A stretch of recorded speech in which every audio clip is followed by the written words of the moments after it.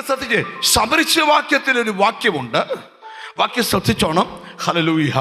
ആമേൻ. 18-ാം അധ്യായത്തിന്റെ 10-ാമത്തെ വാക്യം, കർത്താവിന്റെ നാമം ബലമുള്ള ഒരു ഗോപുരമാണ്. യഹോവയുടെ നാമം ബലമുള്ള ഗോപുരം. ആമേൻ. യഹോവയുടെ നാമം എന്താണ്? ബലമുള്ള ഗോപുരം. ബലമുള്ള ഗോപുരമാണ്. നീതിമാൻ അതിലേക്ക് ഓടിച്ചെന്ന് അഭയം പ്രാപിക്കുന്നു. എന്നാൽ വേറെ ഭാഷാന്തരങ്ങൾക്കകത്തെ ഒരു ട്രാൻസ്ലേഷൻ ഞാൻ പറയാം.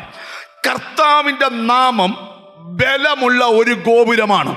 അടുത്ത കേട്ടോ, നീതിമാന്മാർ അതിൽ ഓടിക്കയറി സുരക്ഷിതനായി കഴിയുന്നു.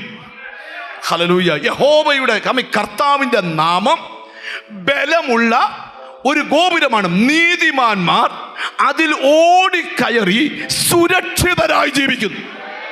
ഒരാമയും വരുന്നില്ല.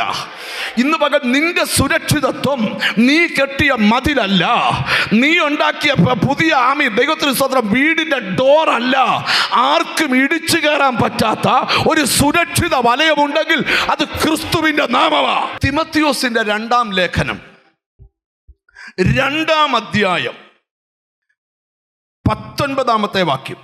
ഹല്ലേലൂയ. 2 തിമോത്തിയോസിന്റെ ലേഖനം 2-ാം അധ്യായം 19-ാമത്തെ വാക്യം. വാക്യം കേട്ടോ. എങ്കിലും ദൈവത്തിന് സ്ഥിരമായ അടിസ്ഥാനം നിലനിൽക്കുന്നു, കർത്താവ് തനിക്കുള്ളവരെ അറിയുന്നുവെന്നും കർത്താവിന്റെ നാമം ഉച്ചരിക്കുന്നവനല്ല, കർത്താവിന്റെ നാമം ഉച്ചരിക്കുന്നവൻ എല്ലാം അനീതി വിട്ടകന്നു കൊള്ളട്ടെ എന്ന്, അനീതി വിട്ടകന്നു കൊള്ളട്ടെ എന്നാകുന്നു അതിന്റെ മുദ്ര. അതിന്റെ മുദ്ര. ഒരു വ്യവസ്ഥ. ഈ നാമം ചുമ്മാ കയറി പറയാൻ പറ്റത്തില്ല. ഇത് ഉച്ചരിക്കുന്നവനെല്ലാം അനീതി വിട്ടകന്നോണം. അടുത്തിരിക്കുന്ന ആളെ തൊട്ട് വെച്ചാൽ അനീതി വിട്ടകന്നോണം എന്ന് പറ. ഹല്ലേലൂയ. അപ്പൊ കർത്താവിന്റെ നാമം ഉച്ചരിക്കുന്നവൻ എന്താ വേണം? അനീതി കെട്ടിപ്പിടിക്കരുത്, അനീതി വിട്ടകരണം. അതാണ് ഇതിന്റെ മുദ്ര. ഒരാമയും വരുന്നില്ല. ഈ നാമം എല്ലാവർക്കും നാമയിലെടുക്കാൻ പറ്റത്തില്ല. സ്തോത്രം. ചുമ്മാ അതിലെ നടന്ന് നാട്ടിലുള്ള മുഴുവൻ നുണയും പറഞ്ഞു വെച്ച് തിരിച്ചു വന്ന് യേശുവിൻ്റെ നാമം പറയുവാണെങ്കിൽ പറയാതിരിക്കുന്ന നല്ലേ. നിനക്കത് പറയാനുള്ള യോഗ്യത ഇല്ല. പണ്ട് ഈ പൗലോസേ ഭയങ്കര ശുശ്രൂഷ ചെയ്തപ്പം ഒരു മന്ത്രവാദിയുടെ ഈ മന്ത്രവാദി ഇങ്ങനെ ഇരുന്ന് എല്ലാത്തിനും മന്ത്രം ചെയ്യുക. പനിക്ക് മന്ത്രം, ചുമയ്ക്ക് മന്ത്രം, ഇരിപ്പിന് മന്ത്രം, ചിരിക്ക് മന്ത്രം, കരയുന്നതിന് മന്ത്രം, നിൽക്കുന്നതിന് മന്ത്രം, കിടക്കുന്നതിന് മന്ത്രം, ബന്ധനങ്ങൾക്ക് മുഴുവൻ മന്ത്രം ചെയ്തുകൊണ്ടിരിക്കുക. 5 രൂപ തൊട്ട് 50,000 വരെയുള്ള മന്ത്രമാണ്. ഭയങ്കര ക്യൂ ആ മന്ത്രവാദിയുടെ അടുത്ത്. അന്നേരം ഈ പൗലോസ് വന്ന് ഇതെല്ലാം ഫ്രീ ആയിട്ട് യേശുവിൻ്റെ നാമത്തിൽ. ശുശ്രൂഷ എപ്പോഴും ഫ്രീയാ. അപ്പൊ യോൻ ചോദിക്കും, എന്തിനാ പക്ഷേ സ്വത്രാഴ്ച എടുക്കുന്ന? ഹോള് ഫ്രീ അല്ല, അതുകൊണ്ടാണ് സ്വത്രം. അപ്പൊ ശുശ്രൂഷ എന്തുവാ? ഫ്രീയാ. ഇത് കൃപയാൽ ലഭിച്ചതാ. ഇത് കൃപയാൽ കൊടുത്തോണമെന്നാ. നിങ്ങൾ ഇച്ചോട്ട് ശ്രദ്ധിച്ചു കേട്ടെ, പറയട്ടെ. ഹല്ലേലൂയ. അപ്പം ഈ അവരും എന്താ ചെയ്യുന്നറിയാം? അവർ പറഞ്ഞു, ഇനി ഇങ്ങനെ ചുമ്മാ ഇരുന്നിട്ട് കാര്യമില്ല. കാര്യം 5 രൂപ തൊട്ട് 50,000 രൂപ വരെ മന്ത്രം വന്ന് രാവിലെ ഇരുന്ന് വൈകിട്ട് വരെ ക്യൂ ആയിരുന്നു. ഇപ്പോൾ ഒരു കുഞ്ഞുങ്ങൾ പോലും ഇല്ല. അപ്പോൾ അതുകൊണ്ട് നമുക്ക് ഇറങ്ങി യേശുവിൻ്റെ നാമത്തിൽ എന്ത് ചെയ്യാം? സൗഖ്യമാക്കാമെന്ന് വിചാരിച്ചു. അവർ ചോദിച്ചു, പൗലോസ് ഇത്രേ ഉള്ളൂ, ഇങ്ങോട്ട് യേശുവിൻ്റെ നാമത്തിൽ സൗഖ്യമായിട്ടെന്ന് പറയുമ്പോൾ ആൾ എഴുന്നേറ്റ് പോവാം.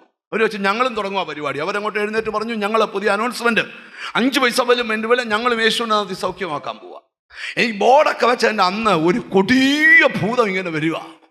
വന്നുമ്പോൾ ഇവരങ്ങോട്ട് എഴുന്നേറ്റ് യേശുവിൻ്റെ നാമത്തിൽ വിട്ടുപോകാൻ. ഇപ്പം ഭൂതം ചോദിച്ചു, യേശുവിനെ അറിയാം, പൗലോസിനെ നമ്മൾ ആരാടാവേ? നിങ്ങൾ ശ്രദ്ധിച്ച് കേൾക്കണം. യേശുവിനെ എങ്ങനെ അറിയാം? കാൽവറിയിൽ ഇവന്റെ തല തകർത്തോണ്ട് നല്ലായിട്ട് അറിയാം. പൗലോസിനെ പരിചയമുണ്ട്. അള്ളിപ്പിടിച്ചിരുന്ന പലയിടത്തുനിന്നും പൗലോസ് ഇറക്കി വിട്ടിട്ടുണ്ട്. അവിടെ നല്ല പരിചയ. നമ്മൾ ആരാടാവേ? ഞാൻ ആ വാക്യം വായിപ്പിക്കുന്നില്ല. ഈ സങ്കീർത്തനത്തിനൊരു വാക്യമുണ്ട്. 50-ാം സങ്കീർത്തനത്തിലെ വാക്യമേ. ഈ വാക്യം കേൾക്കുമ്പോൾ എഴുന്നേറ്റ് പോലെ. 50-ാം സങ്കീർത്തനം 16-ാം വാക്യം. ജീസസ്. എന്നാൽ ദുഷ്ടനോട് ദൈവം അരുളി ചെയ്യുന്നു, നീ എന്റെ ചട്ടങ്ങളെ അറിയിപ്പാനും എന്റെ നിയമത്തെ നിന്റെ വായിലെടുപ്പാനും നിനക്ക് എന്ത് കാര്യം? അപ്പൊ ദുഷ്ടന്മാർക്കൊന്നും ഈ നാമം എന്ത് ചെയ്യാൻ പറ്റത്തില്ല, നാമയിൽ എടുക്കാൻ പറ്റത്തില്ല. ഒരാമയും പറഞ്ഞാട്ട്. അപ്പം ആർക്കാ ഈ നാമം എടുക്കാൻ പറ്റുന്നേ? അവനെ കൈക്കൊണ്ട്, അവൻ്റെ നാമത്തിൽ വിശ്വസിക്കുന്ന ഏവർക്കും ദൈവമക്കളാകാൻ അവൻ അധികാരം തന്നിരിക്കുക. അപ്പൊ യേശുവിനെ കൈക്കൊണ്ടവർ, യേശുവിൻ്റെ മക്കളായവർക്ക് ഉച്ചരിക്കാൻ തന്നിരിക്കുന്ന നാമമാണ് യേശു ക്രിസ്തുവിൻ്റെ നാമം. ഒരു നല്ല ഹല്ലേലൂയ പറഞ്ഞാട്ട്. നിന്റെ ലൈഫിന്റെ ഏറ്റവും വലിയ ഹൈലൈറ്റ് എന്താണെന്നറിയാമോ? നിന്റെ വീടിന്റെ മുമ്പിൽ കിടക്കുന്ന കാറല്ല, നീ വാങ്ങിച്ച തോട്ടമല്ല, നീ ധരിച്ചിരിക്കുന്ന നാമമാ. ഓ, എത്ര പേര് അതിന് ആമീൻ പറയും? ഞാൻ ഇന്ന് ഇവിടെ ഇരിക്കുന്ന ചിലരോട് പറയാം, അത് സകല നാമത്തിലും മേലായ നാമമാണ്.